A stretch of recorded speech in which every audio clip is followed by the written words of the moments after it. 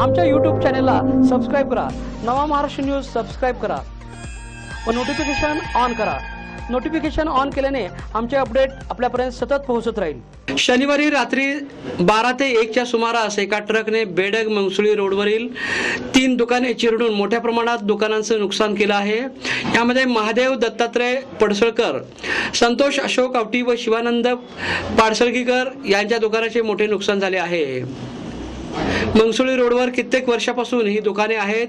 शनिवारी मध्यरात्री कर्नाटक पासिंग या भरगाव अवस्थेत असलेल्या ट्रकने 3 दुकानात चिरडून हा ट्रक ड्रायव्हर पसार झाला आहे। यातील एक व्यक्ती गावकऱ्यांच्या हाती सापडली असून गावकऱ्यांनी तातडीने पोलीस ठाण्यात कळवले आहे। त्या युवकाला पोलिसांच्या हवाले केले आहे।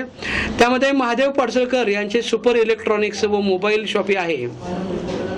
त्यांनी बेडगावची यात्रा काही दिवसांवर आली असल्यामुळे नुकताच 2 लाखाचा माल आपल्या दुकानात भरला होता। या ट्रकच्या धडकेमध्ये हे सर्व मालाचे नुकसान झाले आहे।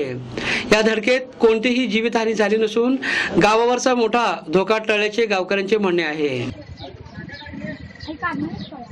म्हणजे 30/3/2019 रोजी रात्री 12:30च्या सुमारास बेडग मंगसुळी रस्ता बेडग गावठाण एरियामध्ये मरगाव मंदिर जवळ कर्नाटक एरियातून येणाऱ्या अवैध वाहतूक चालू असते इथं बेडग मंगसुळी रस्त्यानं कायमस्वरूपी। परवाच मी SP ऑफिसला मिरज ग्रामीण पोलीस स्टेशन इथे आदरणीय सांगलीचे पोलीस अधीक्षक आदरणीय सुरेश शर्मा साहेब यांच्या उपस्थितीची आढावा बैठक झाली। त्या बैठकीमध्ये मी हा मुद्दा मांडला होता की बेडग मंगसुळी रस्त्याने अवैध वाहतूक होते। या रस्त्याची कपॅसिटी फक्त पंतप्रधान सडक योजनेच्या अंतर्गत हा रस्ता येतो आणि रस्त्याची कपॅसिटी फक्त 15 टन वाहतूक वाहण्याची आहे। पण अवैधरित्या रात्रीच्या सुमारास तिथून 50, 35, 40 टन अवैध वाहतूक, त्यामुळे आमच्या रस्त्याचे नुकसान होते। याकडे पोलीस प्रशासन लक्ष द्यावं अशी मी विनंती करतो। आणि त्यालाच धरून आज एक अवैध वाहतूक काल रात्री होत असताना इथे मोठी दुर्घटना घडली।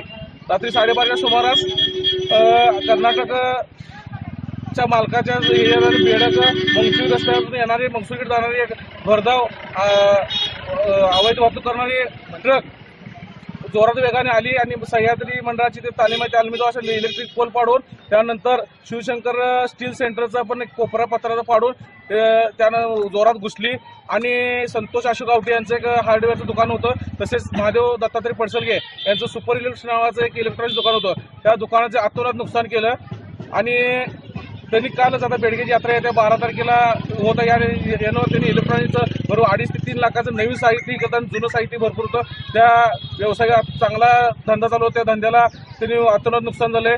आणि सुदैवाची गोष्ट ही म्हणजे जीवितहानी काय झाली, कारण आदर्श आचारसंहिता चालू असल्यामुळे आमच्या बेडगमध्ये सर्व व्यवहार रात्री 10च्या सुमारास बंद असतात, त्यामुळे कोण नव्हतं। रात्री 12:30च्या आसपासची घटना घडली। ज्यावेळी लाईटचा मोठा आवाज आला, शॉर्ट सर्किट झालं, त्यावेळेला घबराटून लोक आवाज कसला आला उठून बघितले। त्यानंतर निदर्शन आले की हा मोठा इथं अपघात घडलेला आहे आणि सदर ट्रक चालका मध्य प्राशन केलेला होता आणि त्यासोबत एक किन्नर एक होता। त्यातला एकटा पळून जाण्यात त्याला यश मिळालं नाही, नंतर एकटा सापडला। आमच्या नागरिकांनी त्याला काय कोणी दुखापत वगैरे काय केलं नाही, पण पोलीस प्रशासनाला ही सदरची घटना कळवली आणि त्यानंतर पोलिसांच्या ताब्यात दिलं। अजून ही ट्रक इथंच आहे, त्याचा सदरचा ह्याचा पंचनामा पोलिसांनी केलाय। त्यानंतर ह्या जे व्यावसायिकाला चांगलं त्याचा संसार जो उद्ध्वस्त झाला त्याला चांगलं नुकसान भरपाई मिळावी अशी आम्ही बेडगवासियांची विनंती करतो। धन्यवाद।